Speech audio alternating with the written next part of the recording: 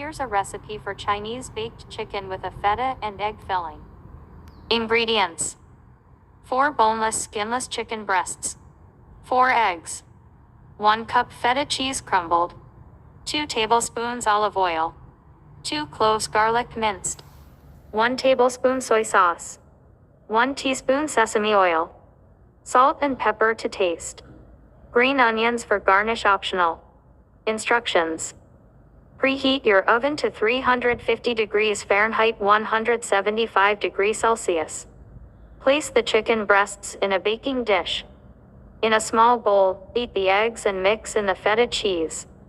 Divide the egg mixture evenly among the chicken breasts, spreading it over the top of each one. In a small bowl, mix together the olive oil, minced garlic, soy sauce, and sesame oil. Pour the mixture over the chicken breasts. Sprinkle with salt and pepper to taste.